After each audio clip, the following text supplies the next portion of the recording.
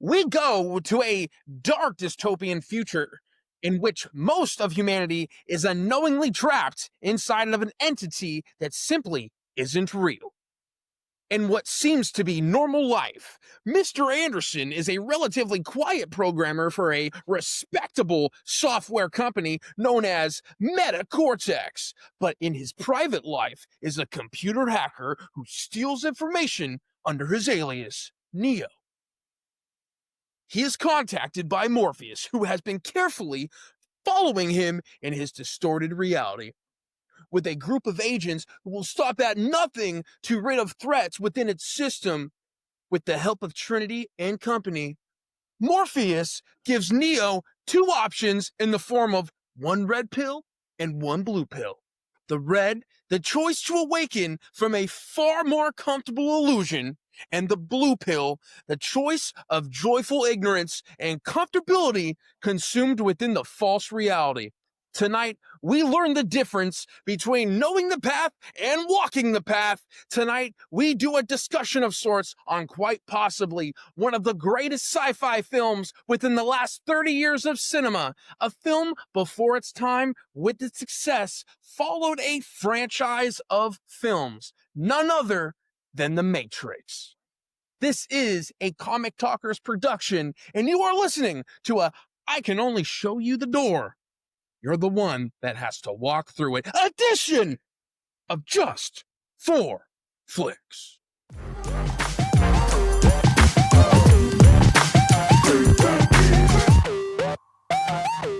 What's going on, guys? It's your boy, Patty. I don't know what that was. That was I don't know what the fuck that was. that was like a werewolves of the Matrix. That is not what that was. That sounds like a dying couch, right? A dying couch. You might want to go check on Mrs. Patty B and the kids after that one. Yeah. Daddy, you okay? I'm screaming. I'm screaming. What's going on, guys? With me, as always, is Mr. B-Dog, Mr. Brandon. How you doing tonight, man? Mr. Anderson, we meet again. I should have said Mr. Yeah. Yep. I made you prepare to be Smith. No. Prepare to be Smith. Wow. You ever watch those Toon Bowl things on YouTube? They have like all the villains go up against each other and all the heroes. And literally that's all Agent Smith does. He's like, prepare to be Smith. And he just goes up and just turns people into Smith. But no, if you don't know who that lovely voice I know that doesn't sound right now listening to it. Well, you sniff them good. But if you don't know who that lovely voice is, you know him as my co-host over on the Anime Talkers and Comic Talker podcast. Please welcome back to the podcast, Ty. Ty, how are you doing? Hi, how you doing? Hi, how are you doing?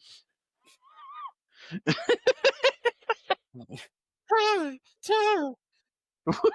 What are you doing, Pat? It's this entrance music. Ty. Let's initiate him in. We're out of musicals, but we can still snap our fingers. Yeah, might be sci-fi, but yeah, jazz it up. You're a jet when you're a jet. You're a jet. You're a jet. You gotta whisper, ASMR. That's what Brandon used to play when we were at school. He used to play like sexy jazz music. You know, just be us two. And I'm like, what are you doing? He really like, I'm jazzing you up, man. I'm jazzing you up. I'm jazzing you up. Dr. Miller, if you're listening to this, remember all that jazz. Not the all point. That jazz, yeah. All that jazz. But we're going to be going over The Matrix today. Now, this is a movie franchise that can either be loved or can be hated. And I say hate it because of the other movies that came afterwards. But let's go into it because I'm gonna kind of save what I feel till later because I'm probably going to have the unpopular opinion here. No, say it now. No, I don't want to, Dad. Yes, this I know. This one right here. This one. This one. Your girlfriend's gonna hate us now. This one? Nah, Lisa, if you're listening, nah. hi. She just got off, so. Oh, man. But let's go into the one trivia fact of this podcast. I know Ty's favorite part of the podcast, but it is one simple question. What is the budget? All Money, right. money, money. You What know, what's the budget? I'm thinking, late 90s. I'm gonna go in the realm of about. You want me to just do a number, like an exact number? Well, you can be I close. don't look. No, I know how you like to be literal here. So, and I don't look at the numbers beforehand. Trying to be fair. I'm gonna go ahead and say $61 million was the budget. Okay, what do you think, Ty? I'm waiting for you to convert it to yens first before I'm you. converting it to I'm just saying, you usually start off with the yens, you know. Oh, well, that was because we were doing anime films. Oh, I'm sorry. I'm still in the anime phase. Let me see. Anime flashbacks. Alright. Is it high or low? Let's put it this way: where Pat is, it's not that far off. Okay. 70. So you're both are close. It is 63. Okay. I still The win, right? You know, we're doing the Wheel of Fortune way.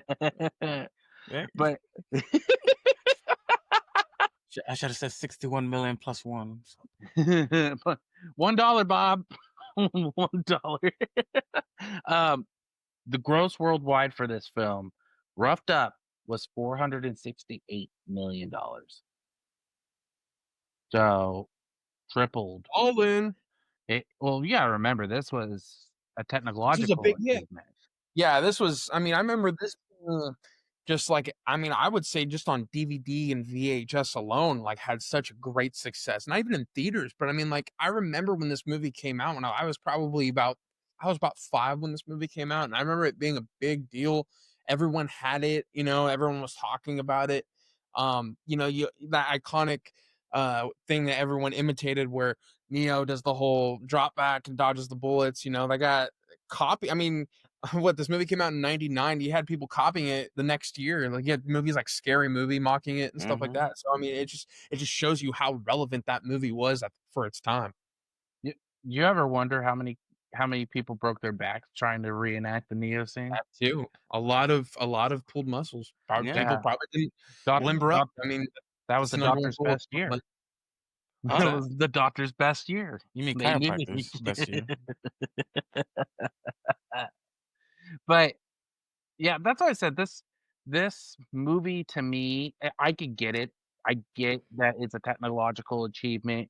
And it is a great story. But as I told these guys before, this is not a movie I can watch on my leisure. This is a movie, if I'm gonna watch it, I gotta be paying attention full on. So you gotta watch this a couple times? Gotta watch a couple times. Couple times? A couple times. Well, Um, one or two times?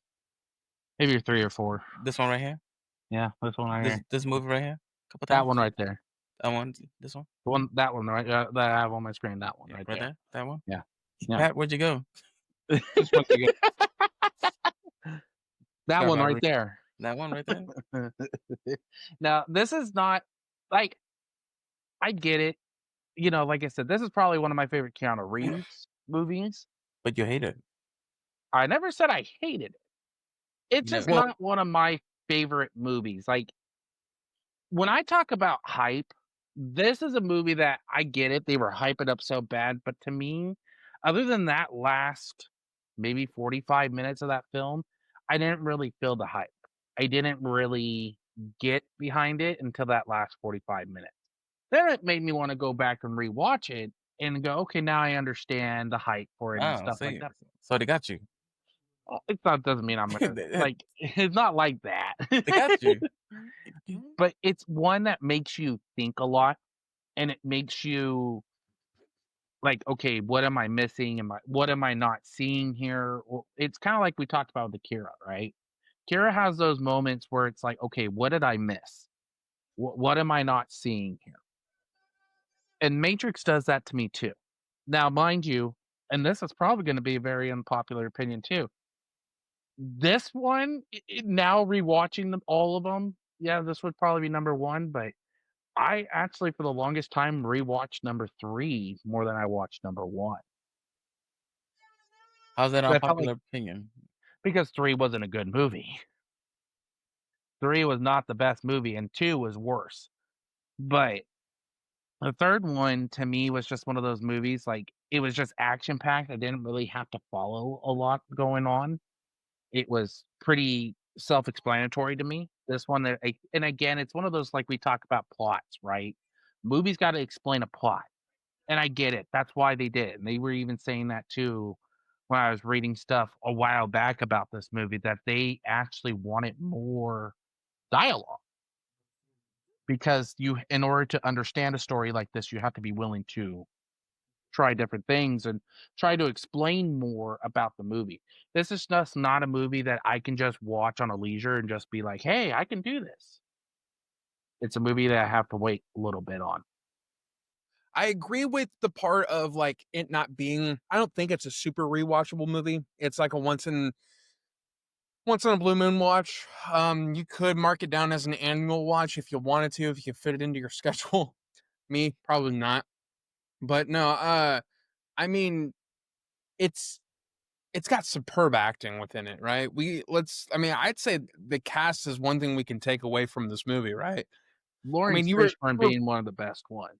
Like yeah, Morpheus yeah. being the guy he is, the demeanor he puts on, the the way he acts, the way he just in some ways, and maybe you both will agree with me, maybe you won't, kind of like not lifeless, but kind of like a stoic like person, just like kind of just like a one-faced character kind of thing. Like that's and Lawrence Fishburne did a really good job in portraying that. That's why I said like he goes on to do other voice or acting roles. Of course, he's a big name actor, but like one of my other ones is Silver Surfer in the god awful Fantastic Four and the Rise of Silver Surfer. That is the voice.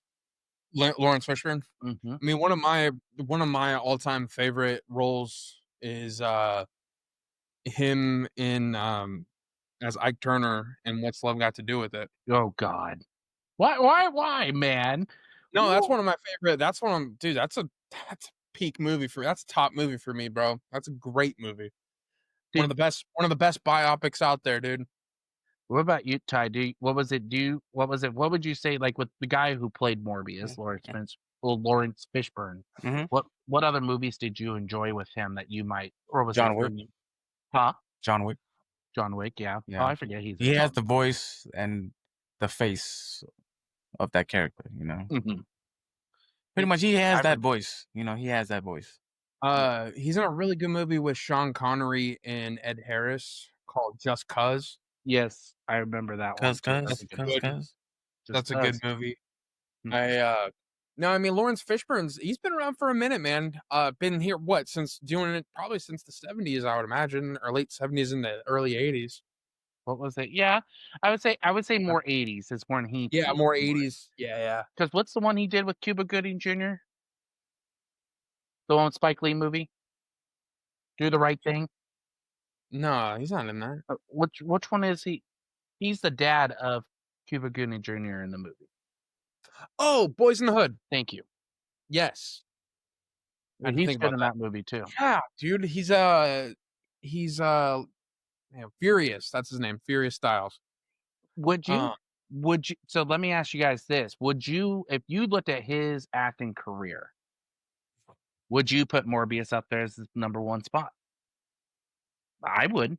I'll put that up there. It's not my favorite movie, but that was a standout to me, was Morbius. I don't know. I do think when people think of him, just popularity wise, they're probably gonna put that. Like if you had to pick three of them, I do also think though, me saying "What's Love Got to Do with It" just has a cult following that movie has, and when people see like a still picture of him, there's there as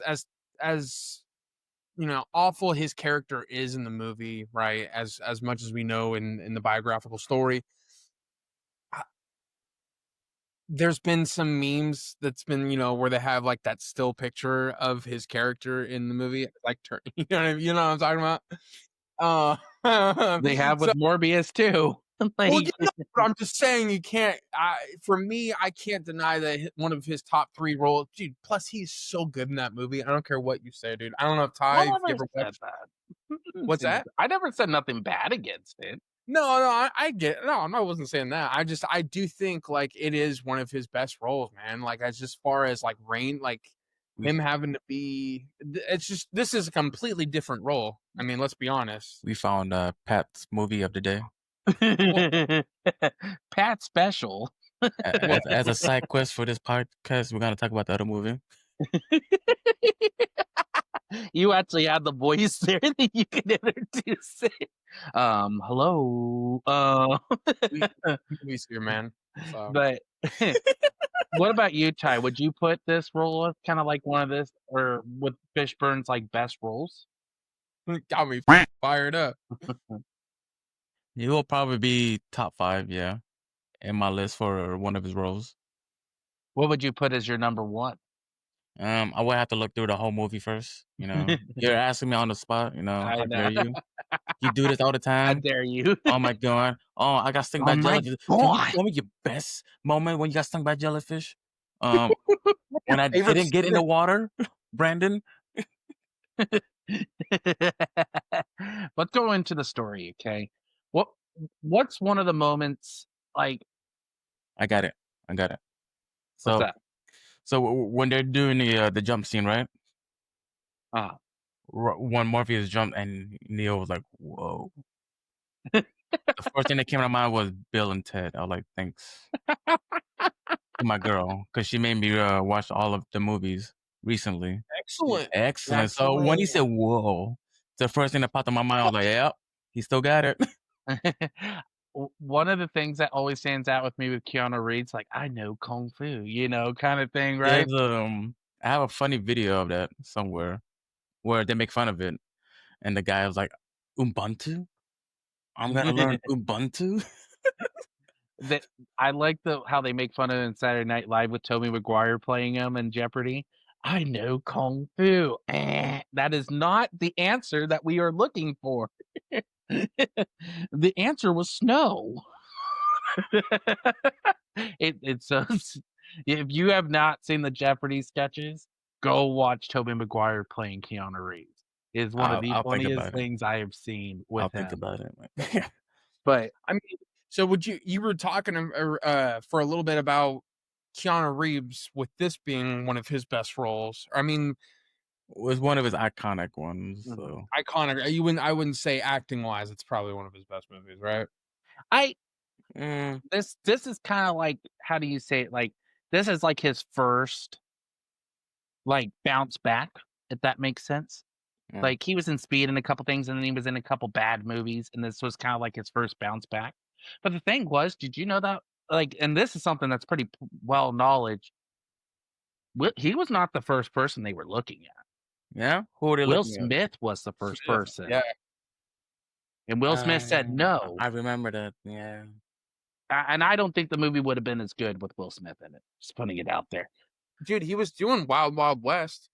God, why do you even have to bring that movie up, man? That's a great movie. What are you talking about? It So was a good movie, yeah. yeah. Man, everything else. No, I think like you were saying, Ty, iconic wise, I mean, this movie really like. I mean, that's Think about it.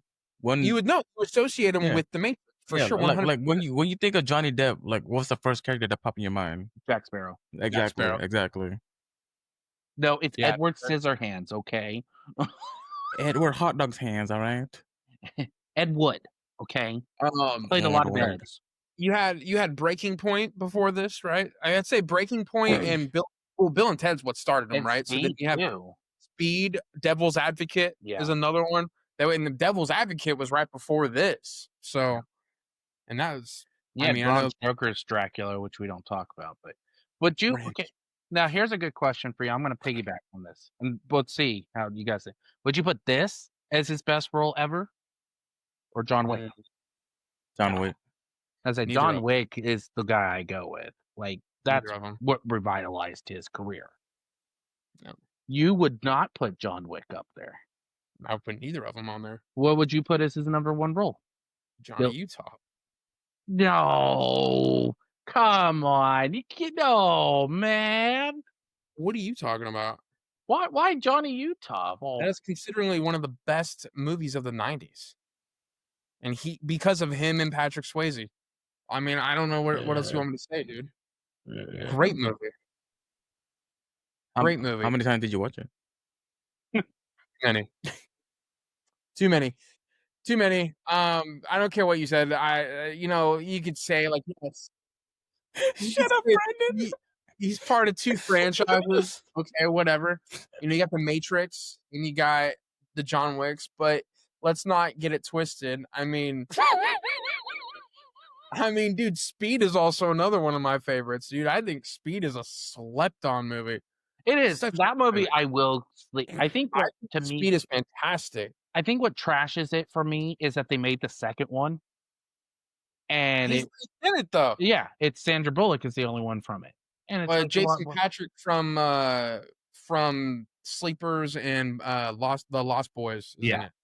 which it was just terrible. But let's go into for that first 15 minutes. What would you say is like some of the scenes that stand out to you? Because one of them that stands out to me is the agents when they first come on the scene, Mm-hmm. and all of a sudden they go, "Oh, we got 2 units going up to capture," her," and he just looks at us like, "They're already dead, sir." Like, and it just walks right past them. It's like, damn, that's cold. I'm not gonna lie. When I first saw The Matrix, I was like, "Dang, these guys can move in suits." Like, Don't you love their running?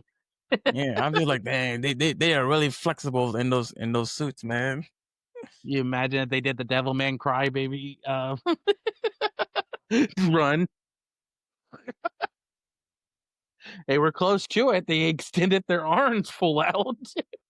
I think the office scene is kind of fun. It's a fun paced scene, I think, just with the agents in there, and then Morpheus calls him and he's like, "Hey, Neo," and he's like, Morpheus. Is it Morpheus or Morpheus? I thought it was Morpheus. Morpheus. You're saying Yes, Morpheus. it is Morpheus. I You're said saying Morpheus. I swear you I said didn't say Morpheus. Morbius. I said Morpheus. It's Morpheus time. It's morphing time. No, it's that whole. It's just intense. Like he's like telling him exactly when to move and Yeah. everything. Like it's super cool because Morpheus is a badass. What about you, Ty? What are other moments that you enjoyed in that first like 15 minutes? When he was like, "I need my phone call," I was like, "How can you get a phone call? You can't talk." And like his mouth was still open, but he was just like, "I'm just like, bro, your mouth isn't closed yet." Then he started freaking out. Then he's like, start ripping his lips open, like, Oh, like, yeah, that's a good I scene was right like, there. yeah. I was like, yeah, that's a good scene. Like, yeah, man. It's like I like the part when they open his belly button. Yeah, that was so. I didn't mean yeah to that part. I mean, like that was such a freaky scene to see that when he's like, "Oh yeah, we're gonna get in the belly." I'm like, no, don't do that. Don't be like a mouth fetish like DC Comics has. It's a Warner Brother issue. I swear they have fetishes all over the place. We have Do you like mouth that opening animation. part where it has the Warner Brothers logo and it's just like all in green? Like I Oh, love yeah. when movies do that. They decorate it for the movie. Harry Potter was notorious for doing that. Yeah. Warner Brothers kind of gave everyone a creative sense to do that. DreamWorks kind of did it too, I think, a little Well, bit. they did like after the first few they did it. Like Shrek 2 I had like the Fox one with the Simpsons. yeah, oh yeah, Ralph coming out of the zero.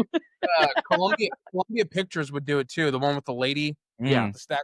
Remember, Little Soldier did one too of the statue. Yes, I know exactly what. Yeah. That's why I said like even like I think that's where I got my love for that first 15 minutes for Agent Smith and the agents. And I get it, they're villains. Why am I rooting for the villain? Because Because you're Brandon. well, yeah, that too. But Hugo Weaving plays such a great Agent Smith. in that first 15 minutes, it is terrifying. Just to see him, every time you see him, it's emotionless again. He doesn't care. He's going after what he wants. And it really sets the tone with him why he is the big bad. And granted, he's the big bad through most of the series. Whoa there, Ty. Don't be jelly. Don't be jelly. But let's go. What's your guys' takes on Agent Smith? Because I will put this up there. I think this is one of Hugo Weaving's best performances. Yeah, I mean, I think every time I see him, I am synonymous with this role for sure. I mean, Same. it was always, Mr. Anderson. Mr. It's Anderson. got no emotion at all. But I mean, that's what they're the protectors of that world, pretty much, right? Of that system. They're They're like the viruses. safeguards. They're virus, yeah. I wouldn't really call that the viruses. Remember? In a sense, aren't they kind of like the cops of the Matrix? Well, they're viruses. They're virus. I never heard of a cancer like, hey, that cancer is a good cancer, protecting the system. Unless you're born in July, folks. You just don't hear like viruses. Oh yeah, that's a good virus, But I'm going back to this. This and V is the two performances I put up there for him. V for Vendetta is also another big performance for him. But this, to me, it's like, I agree with you, Pat. This is the role that when you think of Hugo Weaving, this is the exact role you see. I mean, you don't even see his face in V for Vendetta, right? He's just the voice. He's just the voice. Mm-hmm. Yeah, and so this one's more of those pictured roles. So when you see him, you're like, oh, that's the guy from the Matrix, Well, it's like he plays also Red Skull. Like, he's Red nerd Skull. royalty. Lord of the Rings and The Hobbit, isn't it? Lord of the Rings. He's Elrond. Yeah. So one of the things that I enjoyed in this film, going into the movie more, is the kung fu scene when they're teaching. Like, yes, going into the context of it. This is kind of during their training session where Morpheus. Now you got. I say it was him. It was him. Suspect number one. Get the f out of here. It's Morpheus time. Morpheus. But like Morpheus, when you get that moment with him where he's explaining to Neo what this world is or what the Matrix is, it is that's where I kind of went, huh? Like, kind of thing, like, okay, rewind this and understand what they're trying to say here, because there are points where I'm like, what the heck is he? Like, I felt like Neo through the whole thing, like, no, like, I don't understand this. No. What didn't you understand? I just got that, and on top of it, I got annoyed with him saying, "What is this? Is this truly this?" I'm like, "Oh my gosh, just stop!" Like, and then throughout the whole film, like, even what's his face? I can't remember the name, but the traitor in the film. It's like if he's sitting there at the restaurant with the piece of meat on his fork, and he's saying like, "If I was in this world, I would think this was juicy." Tasteful. I'm like, just eat the stinking steak. Like, I don't need you to explain what steak tastes like. Cypher. I'm gonna read it too. His name was Cypher. That's easily one of my favorite quotes of this film. But do it. No, I agree with you. The kung fu scene, I think, is by far my favorite scene, just due to the fact that it's got legit martial arts with special effects that really were kind of hadn't been executed like this before, right? Just the way the movement of everything, you don't see cords attached to people and stuff. It seems like in Chinese film you do. I'm just saying. I think it not only gave us like that entertaining moment between. I think it's more of a moment that I'm more familiar with within the film of him and more. And he bounces back and he does that whole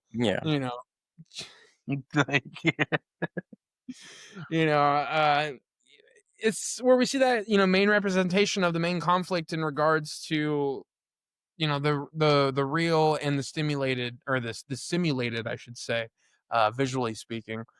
I think this movie executed the idea of how, like, like a normal physical limitations can in a way be overridden with downloaded knowledge and use the power of the mind. I mean, that's what they're doing here. And I mean, One of the things I think about with this is how many kids were doing that when they were a kid. Is then they're right? like, you're like, what was it? Wasn't the scene at the end where she's like, what was it? Or Neo asked Trinity, like, you know how to drive or fly a helicopter? She goes, not yet. And then she asks for the load in her eyes.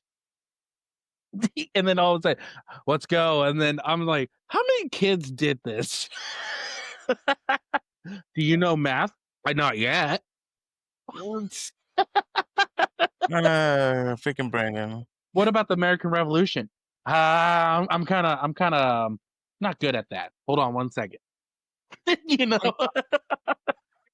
You know, since I'm learning how to edit, I'm gonna edit that what Toby's saying. I'm gonna put some dirt in your eye. but but that's the whole thing. Like even then, like how they're trained. Like I agree with you. Like one of the scenes I like to bring up is like they have the training little monologues. Like and when the old woman in the red dress walks by, Uh-huh. and Morpheus goes, were you looking at the woman in the red dress? And he goes, what? And he goes, look again. And then all of a sudden, here comes an agent. And he pauses it. And it's like, this is a training montage because this is the whole point. I'm training you because you need to understand what the Matrix is. Everything might not be as what you think it is. Yeah. And it is that's one of the scenes I'm like, oh, that makes more sense now. Like, okay, now I understand all this a little bit more. But then I go, where are we doing again? Like, Or even the glitch, like the glitch in the Matrix. yeah. It was showing that whole, or I think when he said like the dog, or was it? No, it was the cat. The deja vu. Yeah, the deja vu with the cat. Yep. The glitch with the dog. I'm a. No, you're How right. dare you? It was a dog 1 minute, now it's a cat. What is this? It transformed. It's Morpheus time. That's morphing time. I'm talking about the movie. Morpheus time right there. The movie is Morbius. It's Morbius time. Morbius time. Yeah, you're doing the Power Ranger part, man. You're doing Mighty it right. Morpheus Matrix Rangers. That's pretty good. Or Go there we Matrix. go. Yeah. But that's why I said, like, now let's go to Cypher. Yeah. Now, Cypher being the traitor. What was your guys' take on him in the movie? I loved, dude, your boy Joey Pants killing it, man. I think Joey Shorts. Yeah. Joey. I love his role in this, man. Like you can't deny that, Cypher betraying Morpheus isn't one of the most biggest climatic parts of this film. I mean, it's definitely a standout for sure, and he betrays the whole crew, kills people within the crew. It shows he's mentally removed himself from the harsh reality outside of the Matrix, and you get that, you kind of get that sketchy feeling from Cypher from the get-go. I mean, his name is Cypher. That's kind of like a code for a spy, essentially, or like a spy code or a hidden secret of some kind. Yeah. Exactly. So, well, you bring up a good point too, because Cypher kind of already hinted to him betraying them when he first talks to Neo when it's one-on-one, because didn't he state too in the movie that he was like, there isn't a time that I wish that I didn't take that pill too. Yeah, he wanted the blue pill instead. Yeah. Well, they kind of revealed he was working with the bad guys after that. Remember? Yeah. Your favorite part? That was the steak scene. Yeah. They risk it all by revealing like the traitor right away. You know what I mean? But it was pretty good, bring though. Up a good point too, Ty. Do you think that's actually? Do you think, like, we know it worked for the film? Yeah. But would you have done something different with him? Like, would you have waited a little bit? I thought about it after, rewatching. I was like, man, they revealed this guy really quick. But he wasn't the main villain, so I think they did the right choice. Right. He's not the main. Yeah, I agree with that. He's not the main villain, but he's definitely like a key part of the group breaking up within, Mhm. or like the damage within, I Yeah. should say. Yeah. I mean, The one of two the was and I kind of alluded to it earlier, but one of my favorite quotes is when he's meeting up with it, and it's so brilliant how they do it in the movie. Like he offers Neo that drink or whatever, right? And they like the alcohol. He's like, someone made it, and it kind of pans off to his meeting with the agent, and he goes, you know, he's eating this delicious looking steak. He's like, I know this steak doesn't exist. I know that when I put it in my mouth, the Matrix is telling my brain that it is juicy and delicious. And after 9 years, you know what I realized? I'm still chewing it. Ignorance is bliss. A dude can act his ass off, bro. I don't care what you say. Joey Pants is the fucking MVP of this movie. no, I mean, he is it. no. No, no, no, no, It's no. Joey Listen, Khakis, okay? listen, Joey Pants is your boy, listen. bro. Like, no, he's I bet that was his favorite scene to do. He was like, I don't care how much time I gotta retake this steak scene. I'm yeah, taking another bite. filet mignons. I'm too full today. Can we push off till tomorrow? And then Hugo Weaving just has to watch him eat this steak in front of him the whole time. It's kind of fucked up. Well, he's just sitting there like, anything you want. Anything you I want. want to be an actor, an I want to, important I actor, want to be an important, someone So- important. somebody An actor. rich. Like it's I would, perfect. I would have just asked for like the win the lottery and just let me Yeah. don't let me die from doing something stupid. it, that's why I said, like, even him, that was kind of, and then when you see him, like you said, he does what he does to him while in the ship, while everybody's in the Matrix. Mhm. It's disturbing. It really shows you, like, wow, this guy's willing to do anything he wants to get what he wants, even if that means he offs off everybody on the ship. And you know, it's the only, and this kind of leads to my next point because Tank is the one that takes him out. But I still didn't understand that whole, That like, the two technicians that can actually read the code or read the Matrix or understand the Matrix. What's the difference between somebody like Morpheus, where he is in, like how, like, even like Neo and them had to get unplugged and everything like that. Well, if you Well, pay attention to Cypher, he said he looks at it like long enough to where he doesn't see the code. It's just like blonde, brunette. He just sees it as not a code, pretty much. He just sees it as it is. So okay. for for them, I'm assuming all of them, like once Neo, which he probably already sees the code as like just the Matrix itself. You don't really just look at it anymore like a code. Yeah. You had a point. I was just trying to figure out because I think I got lost with that scene, and I know I gotten lost throughout the whole series with that scene because I was like, okay, I still don't understand certain parts of this, and but now, like, it's got me to want to go back and rewatch them all. I think How the fourth about one, you and I if you watching. watch a movie with me, not only would I ruin it for you, I'll running you I'll through the ruin movie. it for you. You see Neo here? Do you see his reflection here?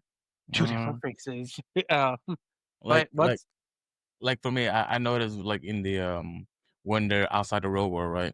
They're like a little bit more natural. But right when they go inside the Matrix, they're like a little robotic the way they're talking. yeah. You got a point. Like I believe they did win an Oscar for best visual effects for this film. Oh yeah, I would have. Yeah, Oh yeah. Yeah, like let's talk about it because that last scene is what probably gave it to him. And not only that, most of these scenes, like we said, not only do we get in like scary movie and stuff, we also get some of these scenes in Shrek. Shrek being when they did the Robin Hood versus Fiona. Yep. Mm, Yep. yeah. All Because the that slow. scene where they freeze and she flips her hair, and that was like montage to Trinity in the film.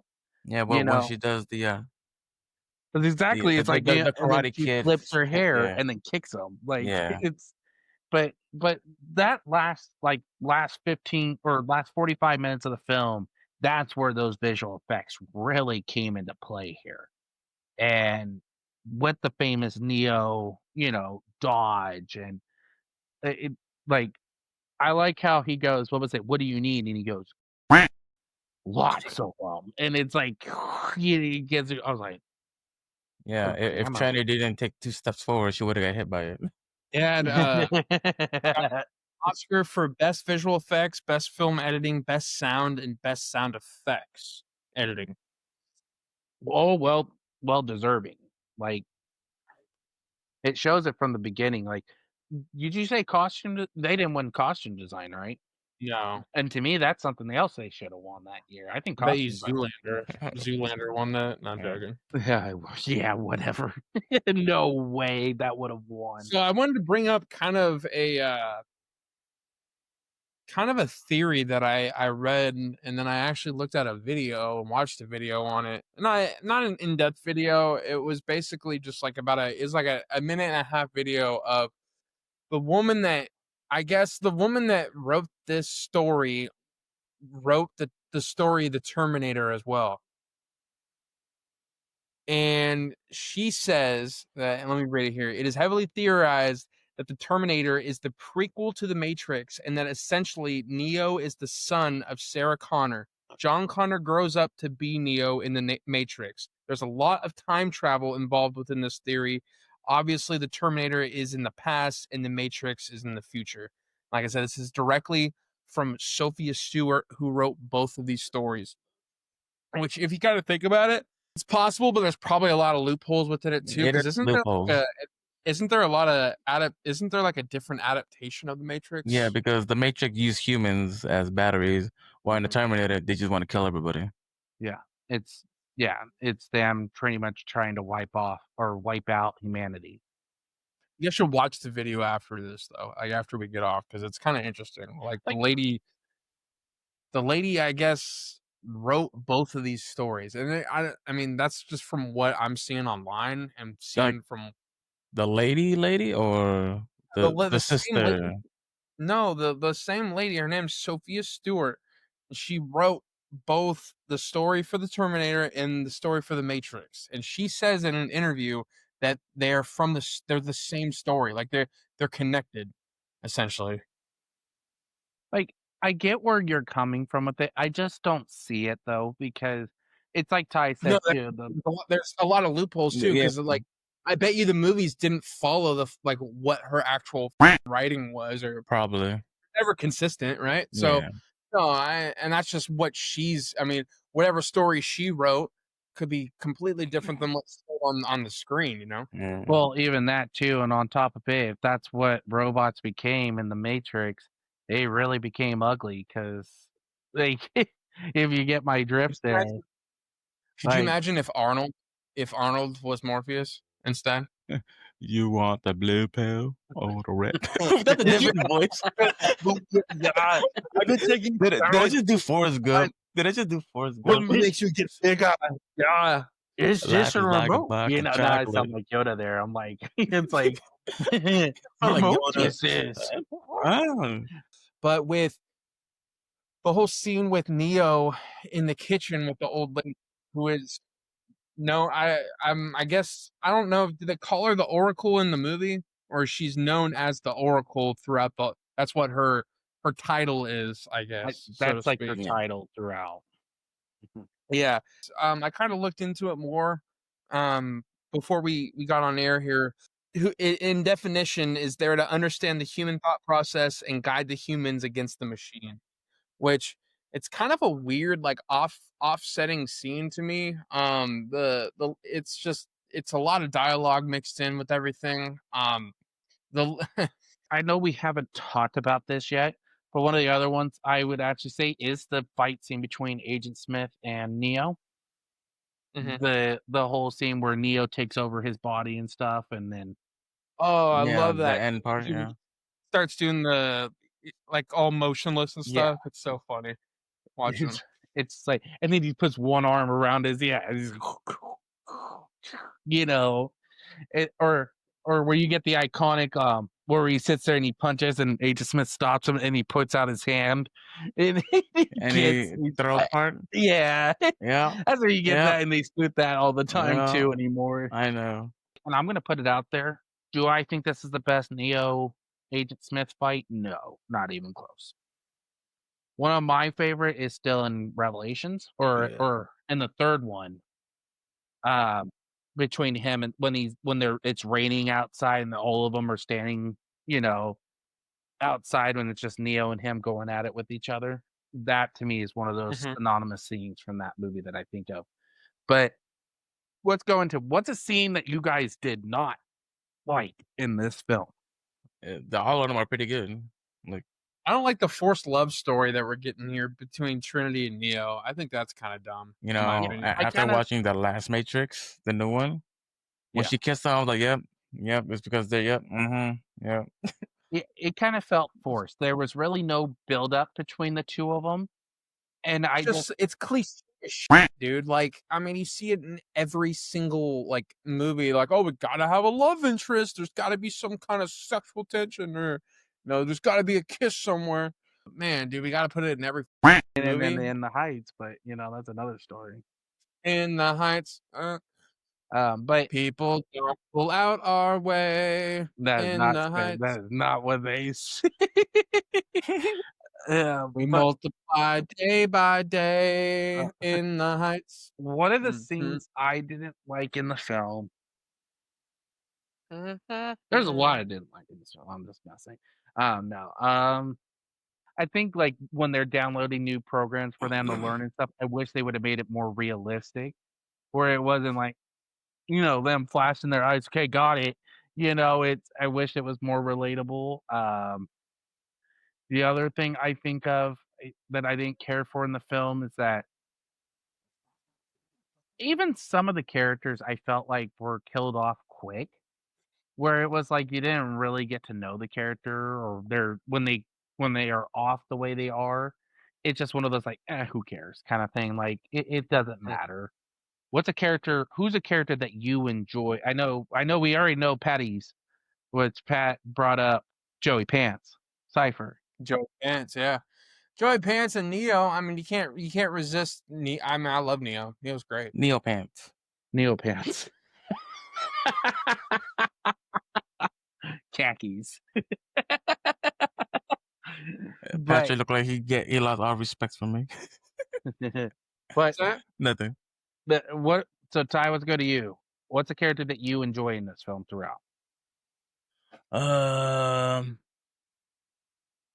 you know what? Mouse was pretty cool. He was just like that one youngster who just like wanna live his life to the fullest, and then he got he died. You know, I mean, what else am I supposed to say? Like, Well, he dies in that house too, right? yeah, Or that he little. died. What how? Because like it was a trap, and he had the two what was it, miniguns, something like that. Oh yeah, that was the one that he had two Yeah, and miniguns shooting up and he wasn't like hitting anything. yeah, Mine, I would probably say is Morpheus. I really of enjoyed course, it's Morpheus at every point. Morpheus. But that's not my favorite character. If I had to go good, that's who I go with. But I wouldn't overall, say Mouse was mine. I'm just saying he was just like one of those characters you don't really, like hear who people would talk you about. say is like your overall favorite character though? Keanu Reeves. I mean, Neo. Mr. Anderson. I, Mine would go to Agent Smith. Of course, I because you're a bad guy. I'm a bad guy. He's Yeah. a hero. I may be a bad guy, but that doesn't mean I'm a bad guy. No, I am Kind of prepared. does. Like, but I just feel like I will put him up there, and I might get heat for this too. If there is a top 5 or a top 10 list of villains in cinema history, let's be one of them up there. Hugo Weaving plays on a perfect performance of an intimidating villain, and it gets worse throughout the films. That it just gets like he's more powerful, he's more this, and some of it is because of Neo too. And that's the whole thing. It's kind of like he gets worse because of Neo's creation. It's because of his doing that becomes worse later on in the films. So, and Hugo Weaving, I don't see another actor playing Smith ever than Hugo Weaving. Like, you Yeah. cannot think of that role and think, "Oh, it's Will Smith, or it's this, or it's that." You can't think of any other actor to me that would go, "Yes, this who should play him." And he's intimidating.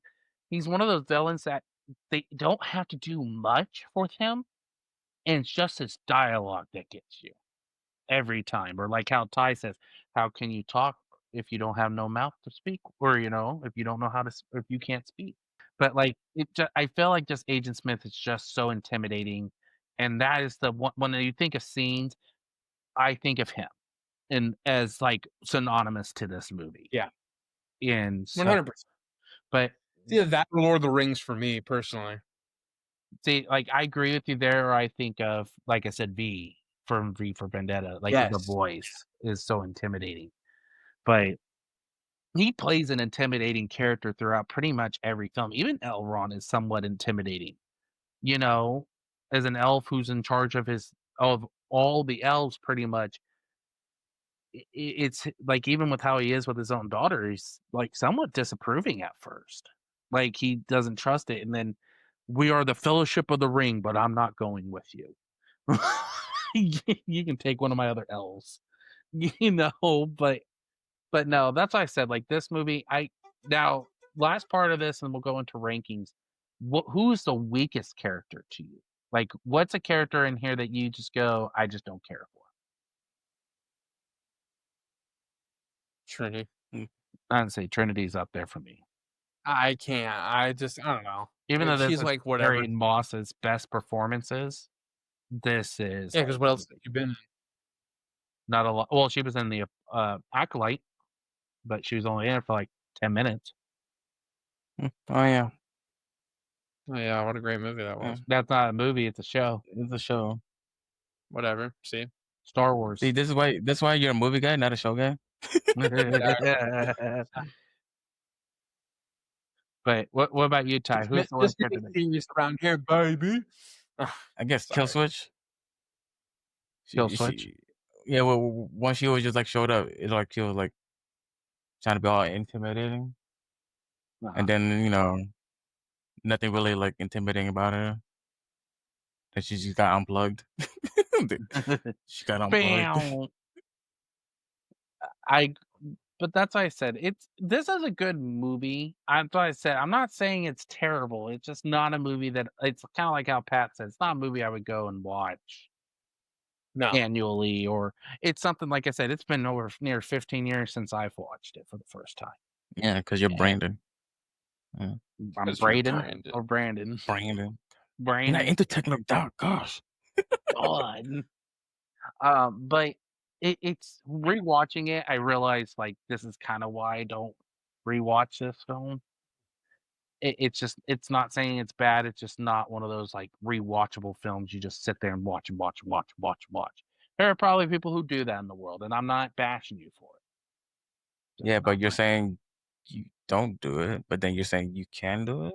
Which is it? Well, I'm not saying I can do it. This It's one? just This one? This one? don't twist my words around. This one or that one? Don't be twisting my arm. Let's go into it. Pat, where are you ranking it on a Yeah. scale of 1 to 10? I'm trying to find the keyword I can use here. On a scale of 1 to 10 sunglasses, where are you giving it? Because everybody was wearing sunglasses. I'm gonna give this. I think this movie kind of stands the test of time. It'll be watched years after we're not on this earth. I mean, it'll be. It's just like I said. It's one of the best sci-fi movies that we've seen in our lives, in our generations. I think, or that's came out in our generation. I'm gonna go ahead and give this 7 point. I'm gonna give this 7.5 sunglasses. I think this movie's great. Okay. All right, Ty, what about you on a scale of 1 to 10 sunglasses? Yeah, I was actually thinking about the same thing. 7.5? 7.5. Imagine I just said like 1.4. Like just like I'll think of the same thing, just change the numbers. Yeah, I see. It's a 5. Complete opposite. I know, right? I'm gonna go a little lower than you guys. I think this is kind of be one of my first ones I go under 7. I'm gonna go to a 6.3. This is not a rewatchable film to me. It is not a Yeah. movie that I sit here and go, "Oh, I have to watch it if I see it on TV." It's something I can skip over. I've seen it once, I don't need to see it again. What a nerd. Oh, I'm not saying it. It's just not a movie that I just feel like I agree with what Pat said. It's a movie that's gonna stand the test of time. It's a cinematic achievement when you really think about what it did and everything like that. But it's just not one of those movies that just stands out to me. Like, oh yeah, this is like if I did an all-time list, this would not be on my all-time list. It's a good movie for what it is. It's just not my cup of tea. But I'm glad we talked about this movie. I think it is a movie that we've been talking about doing for a while. We finally got the chance to do it. Um, Fans in the comments, let us know what you guys love about The Matrix. Is this a movie that you watch yearly or regularly, or is this a movie that you watch every so often? Is it a movie that you don't care for? What's your take on the sequels? Would you like us to cover the sequels? Let us know in the comments. We want to thank Ty for coming on and helping us out and talking about The Matrix in its entirety and bringing joy and laughter to the podcast as well. As always, you can find him on with me on Comic Talkers and on Anime Talkers as well. I'll link the links, or I'll put our channel right here as well for us. Um, as always, you can check out J4F Podcast on Instagram, Facebook, and TikTok at J4F Podcast. You can also check us out just for flicks on Spotify and YouTube. Yeah, thank you guys for everything. We appreciate you listening to us blabber about the Matrix for an hour or so. Thank you, Ty, as always. Always a blast with you, man. Thank you, B Dog. And remember, we do it just for flicks.